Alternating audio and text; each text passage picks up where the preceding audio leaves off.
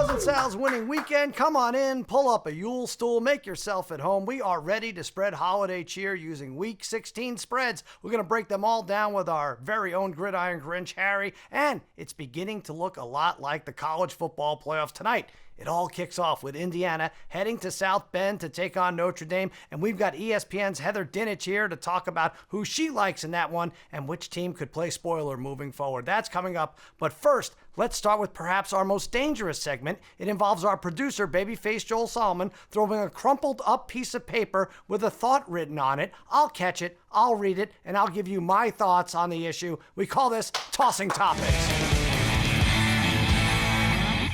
All right, hit me with the first one, babyface. We really should have used snowballs this week. Control your own destiny. Oh, this gets me crazy. They say the two best words in sports are Game 7, but I could tell you the four worst ones are control your own destiny. We hear these words every December in the NFL. All these teams on the verge of a playoff spot or clinching a division control their own destiny. I guess they didn't control it all season, but now they suddenly do. And I don't want to get all philosophical here, but last Sunday we saw Jonathan Taylor drop the football at the goal line for no reason whatsoever. He can't even control the football, let alone his own destiny. The Vikings, even though they're in second place in the North, they went out, they can be the number one seed. And if you believe the talking heads, they control their own destiny. That means if they put their minds to winning, no one or no thing can get in their way. For instance, if the team chef goes a little heavy with expired half and half in the Alfredo sauce, leading to Justin Jefferson getting a bad case of food poisoning,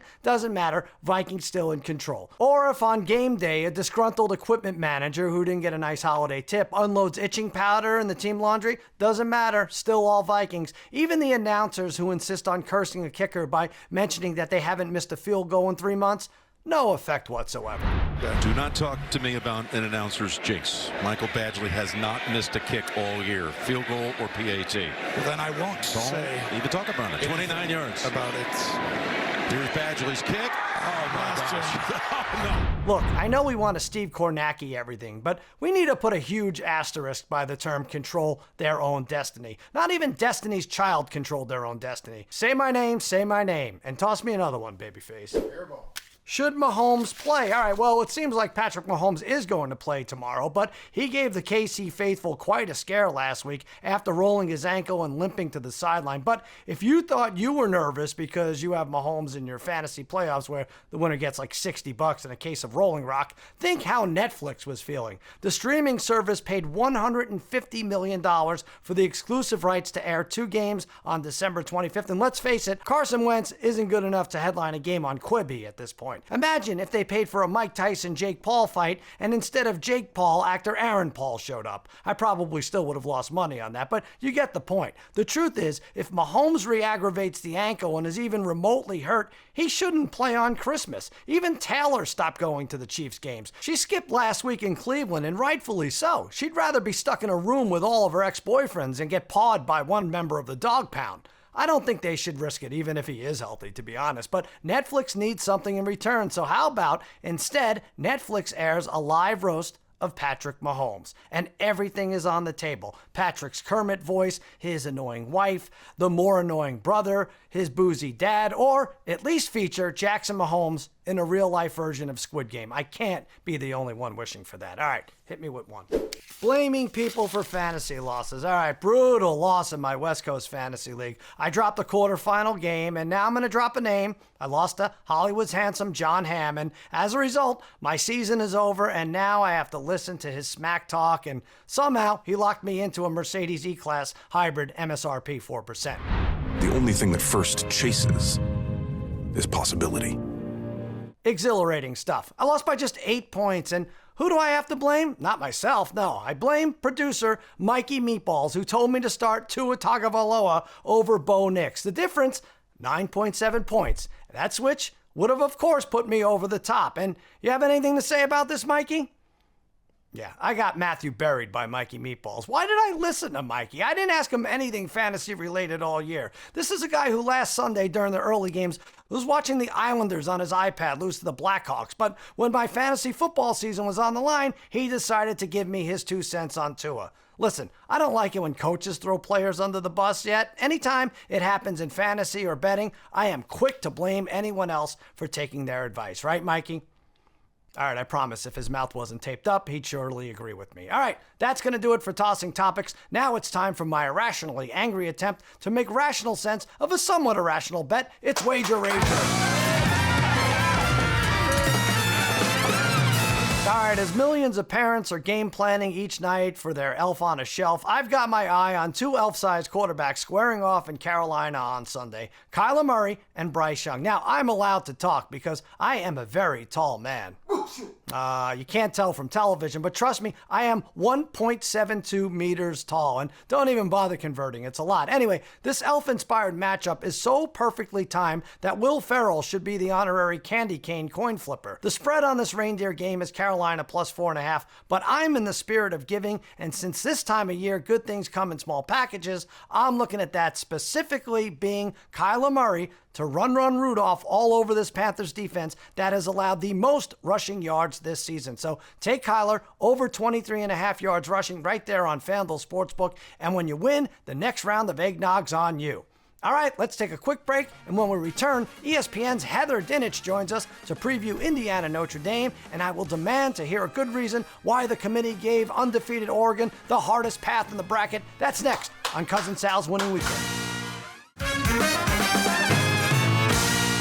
All right, welcome back to Cousin Sal's Winning Weekend. Let's bring in our guest. After this season, she will have earned her doctorate in college football playoff bracketology and a double minor in NIL linguistics and flag planting. I'm excited she's joining us to talk about it all. ESPN college football reporter Heather Dinich. Thanks for being here, Heather. Yeah, thanks for having me on. Heather, you know, we have the big quarterfinal games. I don't have to tell you this week. And I'm a weird dude. I would rather talk about the screwy bracket for another 6 weeks and not get to the games until March. Are you like me, or are you sick of the bracket chat? No, we can talk bracket chat for the next month if you want, because there are still people who are trying to figure it out, quite honestly. And I think there are a lot of commissioners out there who have questions about the bracket too, and the exclusion of Alabama from it. So talk away. All right. So we were going to do it anyway. I hate to break it to you. But yes, I was surprised, though, first to learn you're not on this playoff committee, are you? No. And I'm glad you pointed that out, because for years, Nick Saban thought I was. And he would sit there and he would just talk at me like I could change things. I cannot, coach. You're not allowed to change things, No, right? So how does this work? Is this like the Supreme Court where we have to wait for someone to perish before you're given the gig? No, actually, you have to be retired. And if I could afford to send my 3 boys to college now, I might be on the selection committee. I don't think that's fair, by the way. I don't think that sets a good.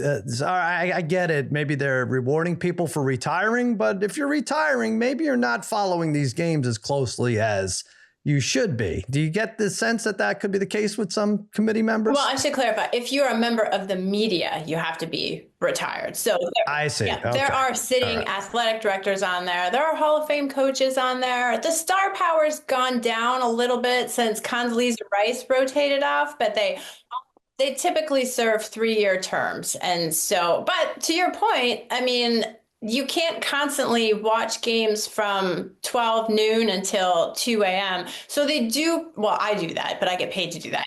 But they provide all of the committee members with CFP issued iPads, and they can watch coaches' cut-ups of these games just like you get game film to do. So they kind of breeze through a lot of these games that they don't see live. Gotcha. And that's exclusive. That's an interesting, this iPad, they won't show Netflix specials or anything. You won't be able to see Jesselnick or anything like that. I cannot confirm or deny.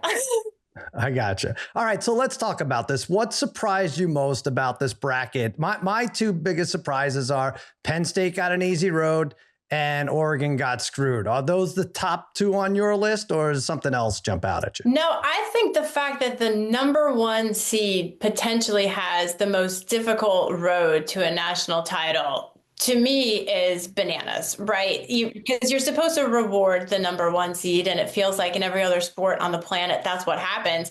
But when you look at the Ducks and possibly playing Ohio State again for the second time, maybe Texas, it's really tricky. So, and I think that that's one thing that fans struggle with, is just how you go from the ranking to the seeding. And you're right, you kind of need a degree in it to figure it out if you weren't following along all season.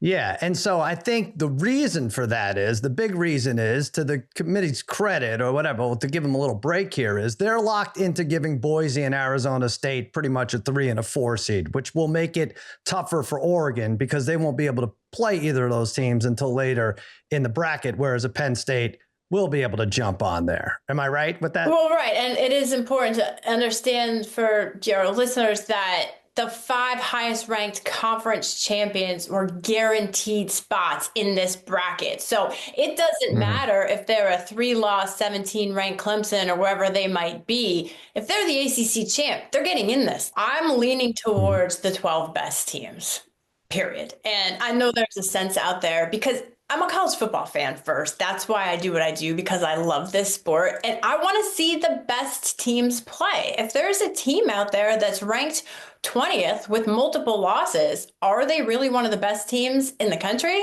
I think if you just say, let's bring the 12 best teams, period, and have one play 12 and so on and so forth and see who wins the thing, I don't know. It could. Yeah, that might be the way to go. So now you are an Indiana University alum. Am I correct in saying that? That's true. Are you headed to South Bend? Will you be painting your face? What's going on? How excited are you for this? I actually think Notre Dame is going to win this game. I know. Come on. I feel like I've been banned. I've been banned as an alum, for doing my job, keeping the straight and narrow. But the reality is I Notre Dame, and I learned this actually from reading Notre Dame's game notes this week. I did not know this, but Notre Dame has never played a game in their own stadium on a Friday. History's being made left and right this year. So I like the way Notre Dame has been playing defensively. And I know that Indiana could have played better against Ohio State. And I know that's driving Cignetti nuts. And he is approaching this like any other game. He's a businessman. He's going to work every day. I get it. But I just like the way Notre Dame has been playing. They got healthy at a couple key spots. I think it's going to be a close one. Okay. I didn't know where you were going with the Friday Notre Dame game. Maybe I thought it maybe a Lent thing and they weren't allowed to eat meat and maybe they'd be lethargic as a result. I mean, okay. That's maybe something else to consider. All right. So that's one favorite. You have Notre Dame, but close. Mm-hmm.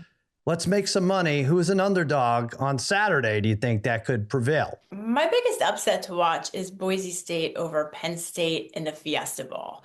That was the first upset that I had. And then because I think Notre Dame is going to win the unofficial state championship, I like Notre Dame over Georgia, which probably isn't going to sit a lot of people.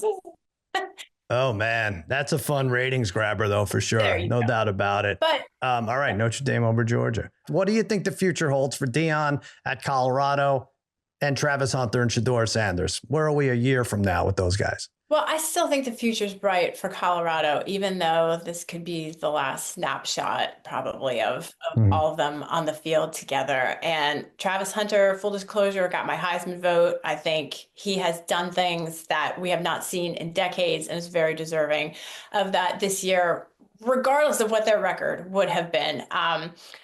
Texas Tech's coach, Joey McGuire, told me that if Sanders doesn't go number 1 as the top quarterback in the draft, then he doesn't know what scouts are looking at. He said he's the best quarterback in the country. It'll be interesting to see how he does shake out as far as that goes. But Deion Sanders, I mean, he's already luring in some players from the transfer portal. He has already, he made a case this year for coach of the year. He exceeded my expectations. And I think most people's expectations outside the program. So a year from now, we're going to be talking about them just as we were this year, shockingly, as a college football playoff contender, I think, because we'll go back to the conversation we just had. The 5 highest ranked conference champions are guaranteed a spot.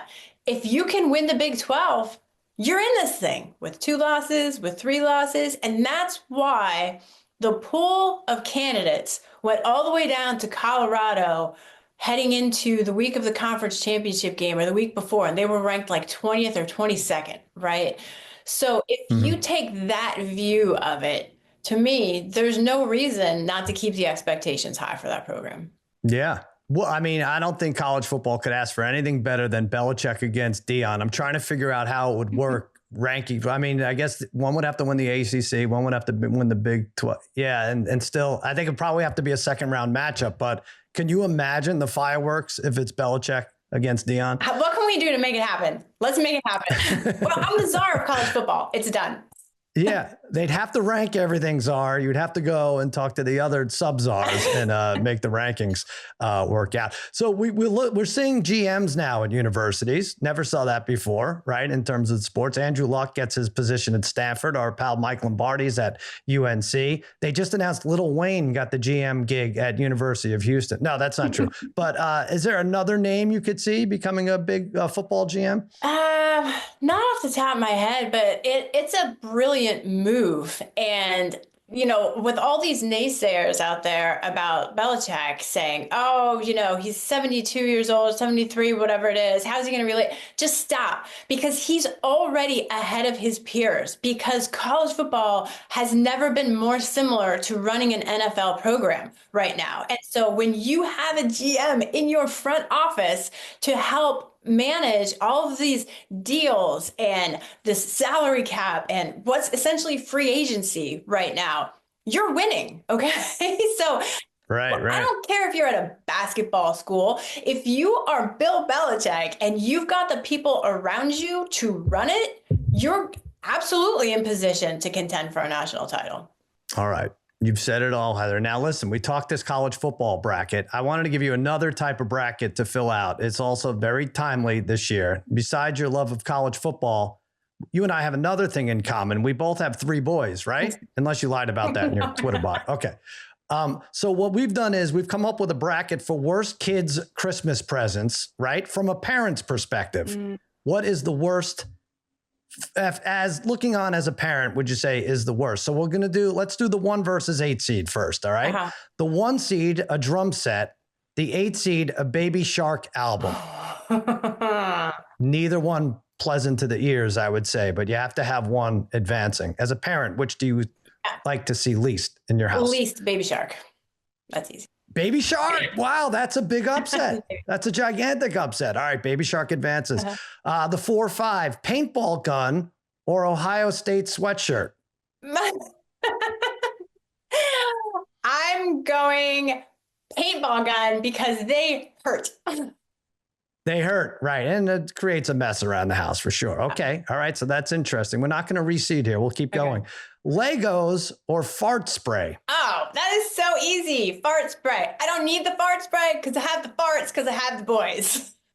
Okay, you already have the boys. All right. Legos, but you step on the Legos. Oh. If you have to sit and assemble them, it's terrible. Okay, fart spray. I understand. Yeah. I got you. That was good. Good answer. All right, this is a little weird. An ant farm or bagpipes? I don't know why anyone would get an ant farm in the first place, but it seems problematic. I don't need any more insects, bugs, or anything else in this house. I already have the animals. No ant farm, thank you. All right, Baby Shark album, paintball gun, which is not in the Dinich house. Oh, Baby Shark. Baby Shark makes it to the finals, and now we have fart spray against ant farm. Which do you like least? Ant farm. All right. So ant farm or the Baby Shark album, the number 1 gift that is not welcome in your house or for your 3 boys. What's it going to be? Baby Shark. Baby Shark. Oh, let's play it. Let's play it for Heather. We'll add it. All right. You're Baby Shark free this Christmas. Thanks so much, Heather. I appreciate it. Hey, in addition to seeing Heather on ESPN, you can follow her at CFB Heather on Twitter and Instagram. Heather, enjoy the playoffs. Thanks so much for being here. Thanks. Back at you. All right, coming up from Monsters University, it's a D4 school. Harry Gagnon will join me. We'll give out our picks for all the Week 16 NFL games. That's next on Cousin Sal's Winning Weekend.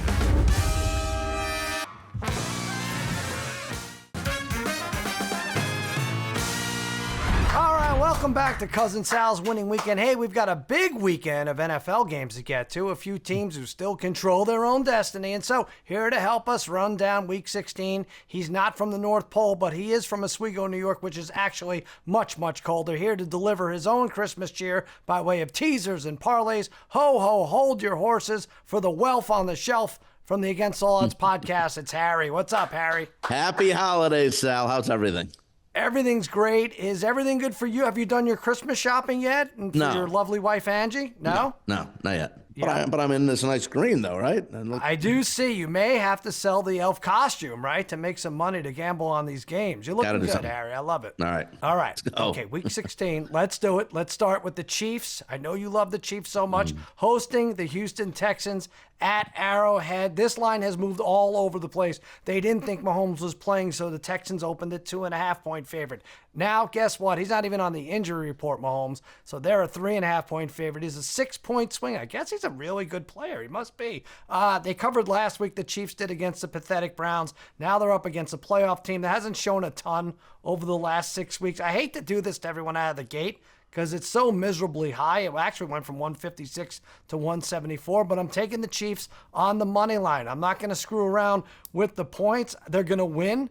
2 out of every 3 Stroud starts goes under. Texans are 10-4 to the under this year. So I feel like it's going to be a 20-19 type game. Harrison Butker nails it at the buzzer and then celebrates by going to a drag show or something. I don't know what he does. But Andy Reid wants to stay in pole position for the 1 seed. Chiefs win. I know it's a lot of juice. Minus 174. What do you have, Harry? Yeah, I'm going to go player prop here, Sal. Another phony sort of injury for Mahomes, as we've seen in the past. So I'm going to go C.J. Stroud under 33.5 pass attempts at minus 125. Stroud had just 26 last week in the Texans win versus the Dolphins, and he's gone under 33.5 attempts in 4 of his last 6 games. Stroud on the road this year, he's gone under 33 in 5 of 7, and 2 were both that they did go over, were landed both on 34. Plus, Kansas City, of course, just happens to usually control the ball as good as anyone. They're second in the league in time of possession.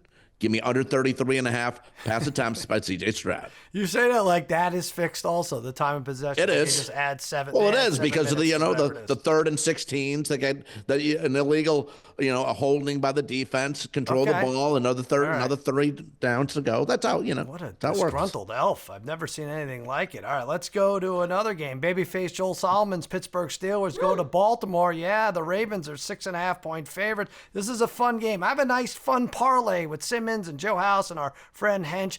AFC division winners, Bills, Texans, what else? The Chiefs, and then the Ravens. I didn't know that would be the sticky one. Baltimore needs this game. They're a game and a half back, basically. They lost 18-16 first time they met up. I'm going to take Baltimore minus 6.5. It's not a great spot, really, to bet against Tomlin after a loss, but actually, I'm not taking 6.5. I take it back. I'm taking a player prop, Harry. I'm allowed to do that. That's my show, for God's sakes. Sure. Derrick Henry, first touchdown. First team touchdown for the Ravens, plus 210. He's got 15 total touchdowns. 3 games he's gone without one, which is like an eternity, really. I think he gets back on track. He scored the first touchdown against the Steelers. He scored his team's first touchdown 6 times this year. I think there's nice value in this guy. And by the way, remember Henry 3 weeks ago was the odds-on favorite to win the OPOY Offensive Player of the Year. Now you can get him at 29-1. I don't know if he's going to get there, but I do think he'll score their first touchdown at plus 210. Who do you like? I'm going to do a same game parlay. I'm going to take Baltimore money line with Mark Andrews anytime touchdown. Plus 246 is the payoff on that. Sorry, Joel, but look, Baltimore avenges an earlier season loss to Pittsburgh where the Steelers had 0 touchdowns and 6 field goals. And in fact, the Ravens have lost 4 straight to Pittsburgh. They get it done thanks to Lamar and Mark Andrews. I got Mark Andrews scoring an anytime touchdown. Andrews leads the team in receiving TDs with 8, and he scored those TDs in the last 9 games. Baltimore wins the game. Andrews gets a touchdown, plus 246. All right, babyface Steelers fan, very upset when he heard the news that Pickens was out this week, but then we got him some soft shell crab and he was fine. See how life works. Cincinnati 8.5. Boy, this has gone up.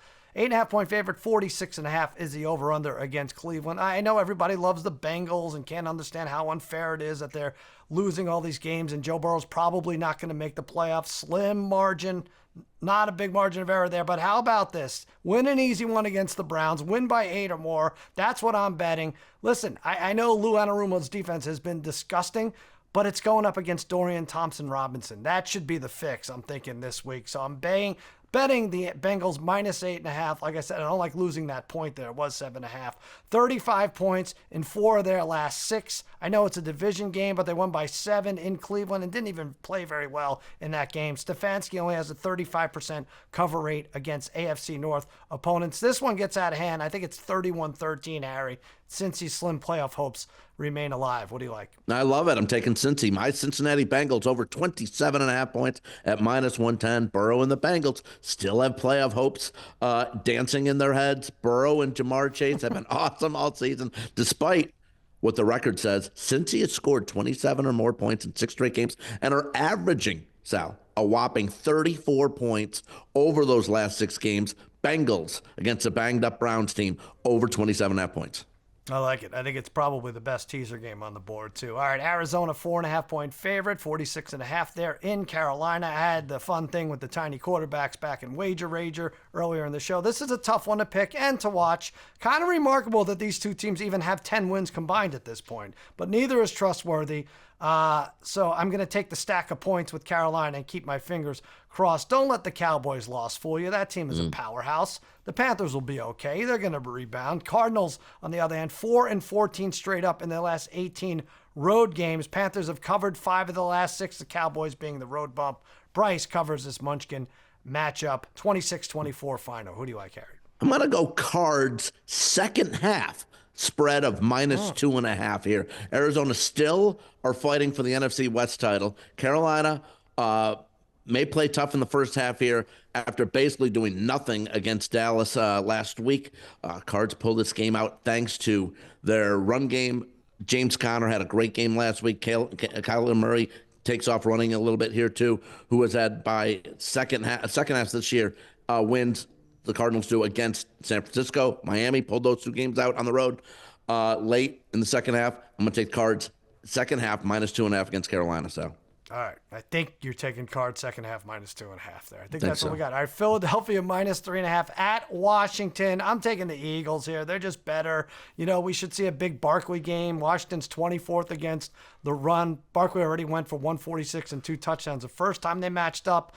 Eagles looking to sweep the division. They're already 3-0 in the division with a win against the Commanders, as I mentioned. Washington had that nice stretch where they didn't punt from like weeks 4 to 6 or something, 3 to 6, somewhere in there. Very different now. I think that Daniels injury, something with the ribs, I kind of think that's still lingering.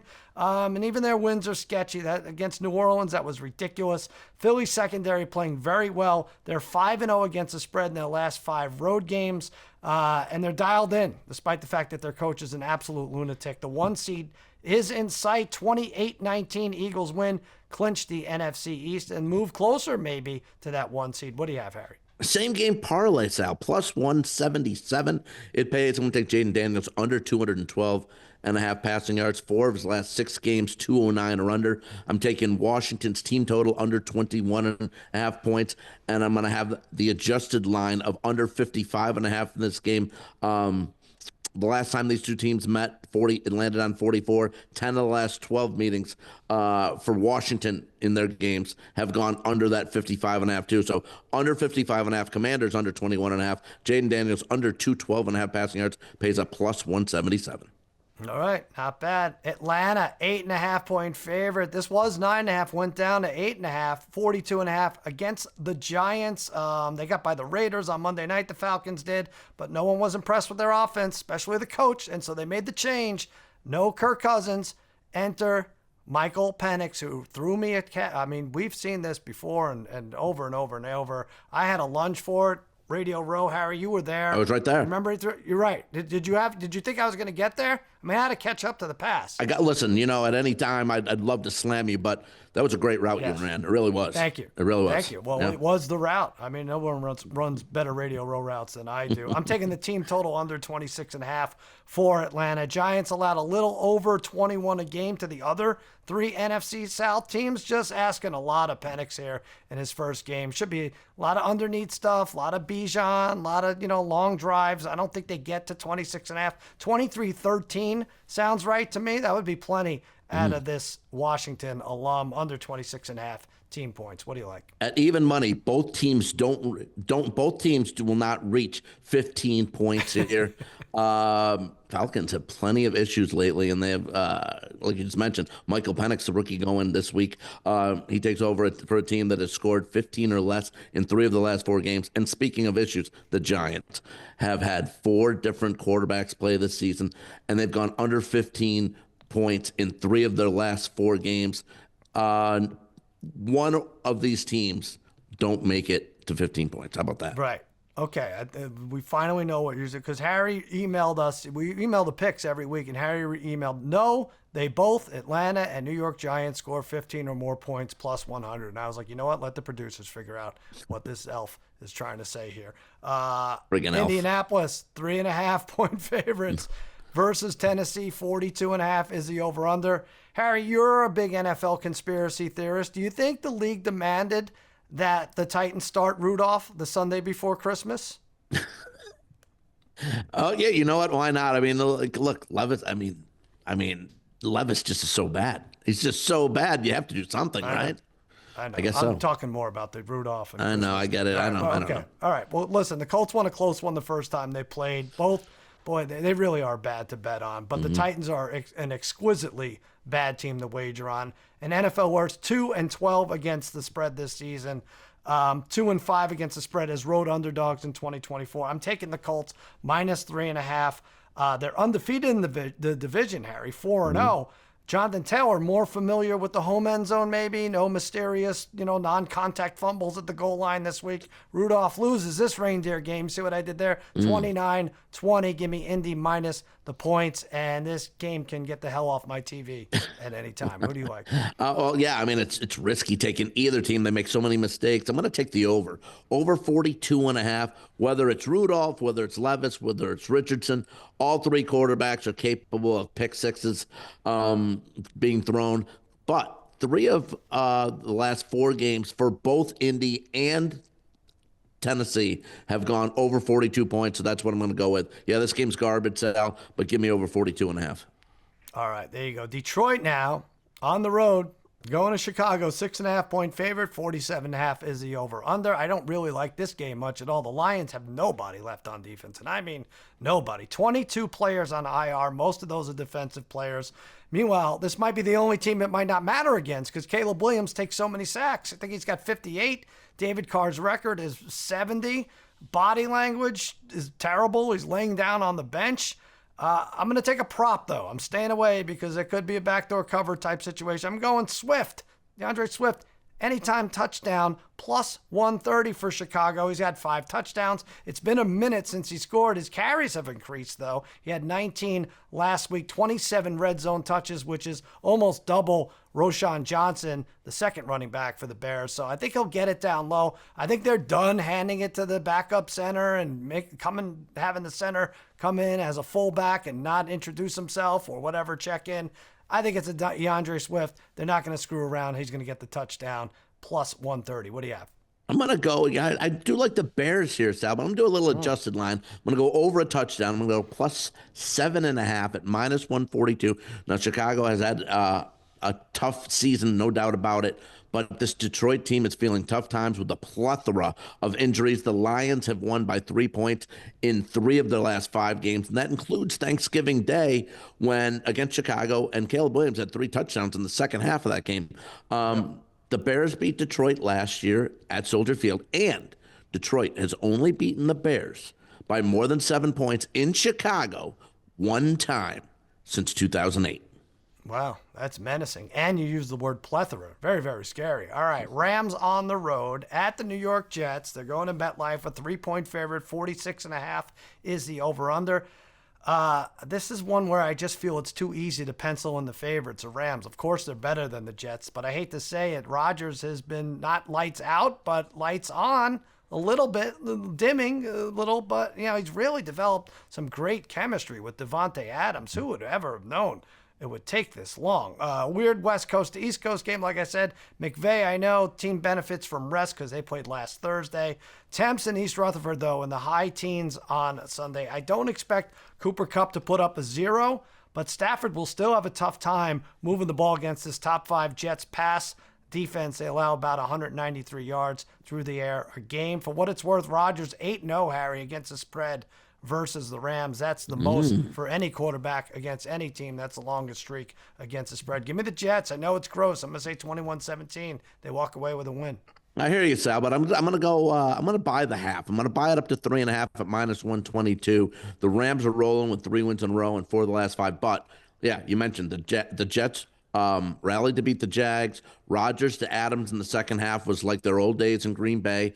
Buying the half here could be the difference, considering the Jets have played in 4 straight one-score games, and the same goes for the Rams in 6 of the last 7. Give me the hook. Jets plus 3.5. I'm literally giving you the hook. We're going to take a break, and we're going to allow you, Harry, to warm up your hot chocolate. You're very particular about the temperature of all the chocolate you ingest, right? No doubt. All right, we're going to get to the rest of the Week 16 games and tonight's Indiana-Notre Dame game next when Cousin Sal's winning weekend continues.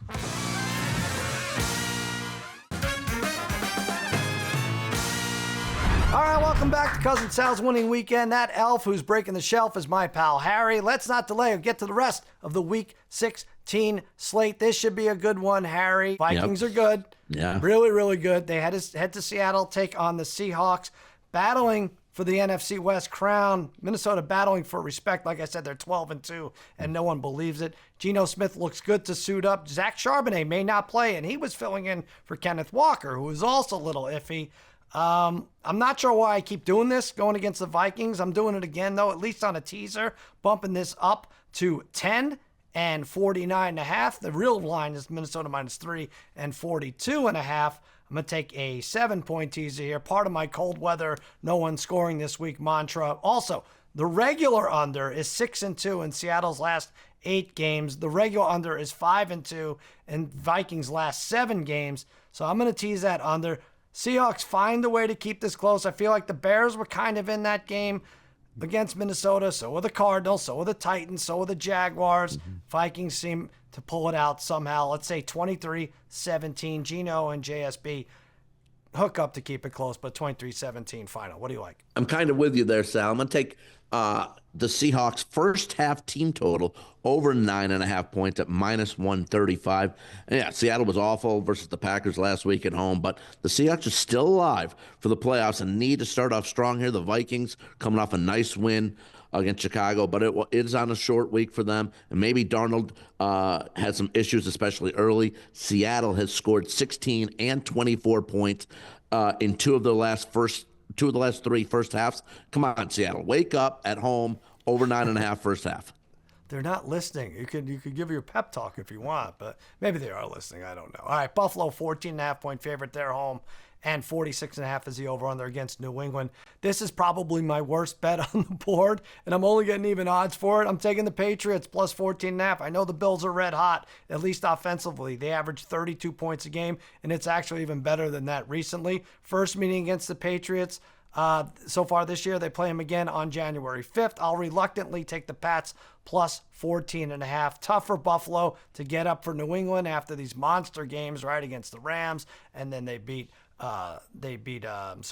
Detroit last week. Could be snow. It could be like 10 degrees. Speaking of 10, Josh Allen, 1-6-1 last 8 games as a 10-point favorite or more. They're not going to have their A game, I don't think, against New England. Drake could have a backdoor cover. He's covered 5 of his last 6 second half spreads. Drake May has. So New England loses 26-16. I'll say 14.5 is too much. What do you like, Harry?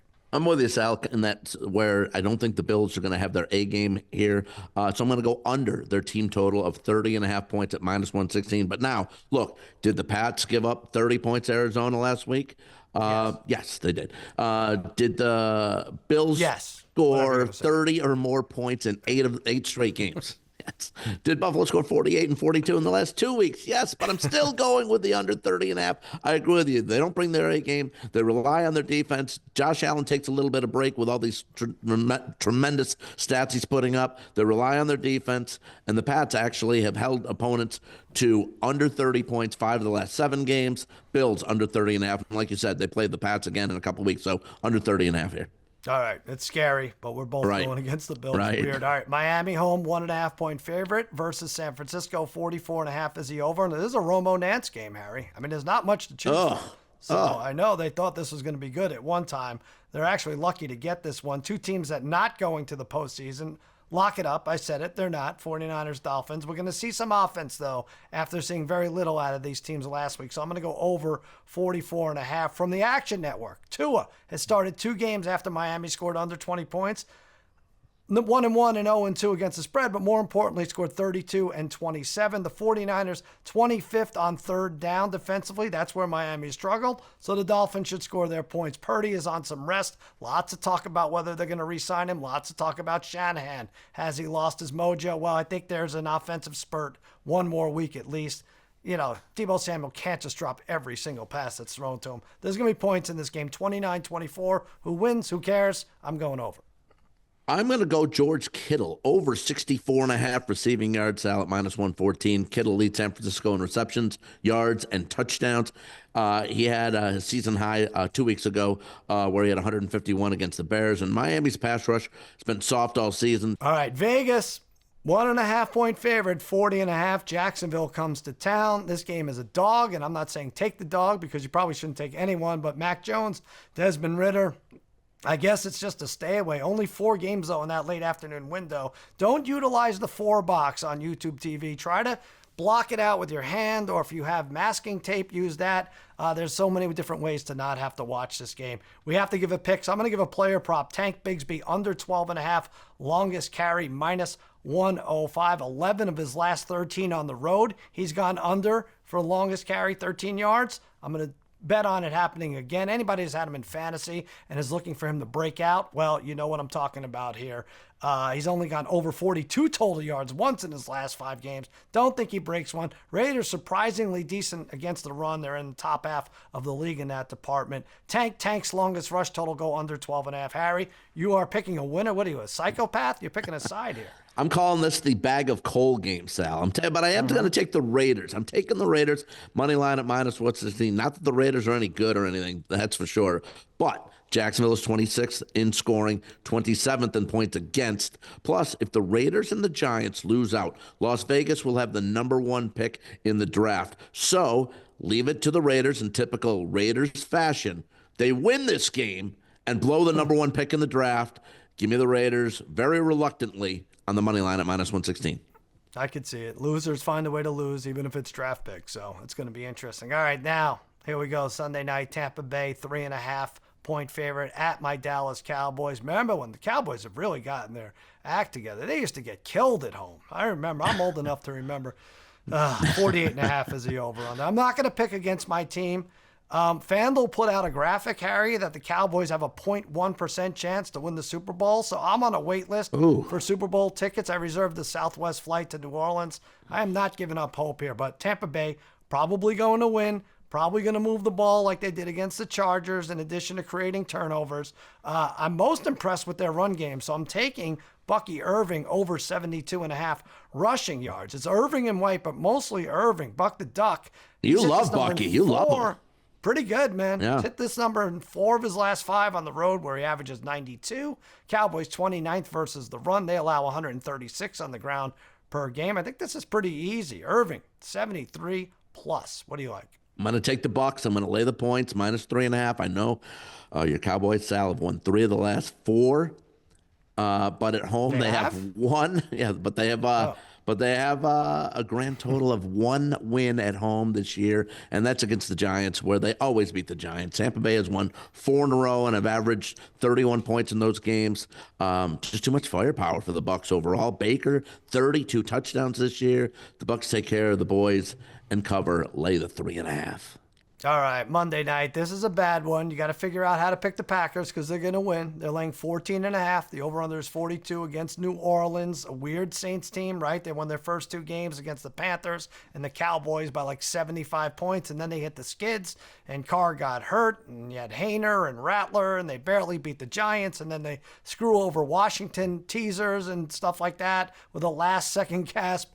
Controversial running of the clock last week. Packers look really strong, Harry. At least they did against Seattle last Sunday night. I think Josh Jacobs is going to be a top 1 or 2 running back we're going to talk about in the league over the next 3 to 5 weeks. I'm taking the Packers to demolish the Saints and Lambeau. We're going to run that up. The regular line's 14.5. We're going to run it to 20.5. I get almost 2-1 plus 190 for that. Non-stop offense, 30 plus points in each of the last 4, and Jordan Love has been perfect over that stretch in terms of touchdowns to interceptions. I'm going to call it 35-10, again, adjusting from 14.5 to 20.5. The Saints team does not belong in prime time. What do you got, Harry? You're right. I'm going to go under, though, here, Sal.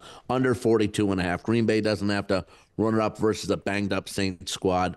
Their real focus is the following week as they travel to Minneapolis in Week 17. The Saints are scrambling at quarterback. Hayner didn't work out. Rattler, don't know. He doesn't look great either. 6 of the last 8 games, they've scored, the Saints, less than 21 points. This is something like 24-13 where Green Bay doesn't have to pour it on either. So under 42.5. All right, Harry, little bonus college game Love here. it. Indiana, Notre Dame, lots of fun tonight. Kicks off the playoffs, right? 3 games tomorrow. Like I said, 1 tonight. Heather Dinich said that Friday night's game in South Bend is the first one in South Bend ever on a Friday night. Did you know that? That's hard to believe. I did not. Yeah, I mean, she's not a liar. I would not accuse her of lying. Notre Dame 7.5-point favorite, 52.5. I'm taking Heather's alma mater, Indiana, even though she doesn't have a lot of confidence in them to pull it off the upset. But I think this will be the only upset of the 4 games. I know they eventually fell apart against Ohio State, but that opening drive Indiana had was amongst the best I've seen all year. If they can keep that going and not turn the ball over, in general, their offense is excellent. Anyway, they have a success rate of 55%, second in EPA per play. You want to say Signetti's team didn't play anyone? Fine. All right. You impressed with Notre Dame's schedule? Northern Illinois, the Armies, the Navies, Virginia, Miami of Ohio.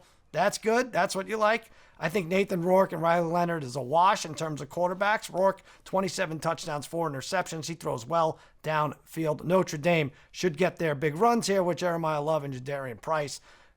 But I like the plus 225, and I think Indiana advances. Who do you like? Let's do it, Sal. Let's do it. I'm not as brave as you in this game. I'm gonna take the points. I'm gonna take the plus 7.5. But again, you're right. The Irish, and Riley Leonard look like they're rolling right now, especially on offense. But again, the schedule is very in question, as was Indiana's. But I just think this team, Kurt Signetti's had done a great job for this team, and they rolled pretty much everybody. I am gonna take Indiana with the 7.5. I think this game is close throughout, Sal. All right, nice work, Harry. You are back on my nice list, but only if 80% of your picks hit. Have a great holiday and lay off the fried eggnog, okay?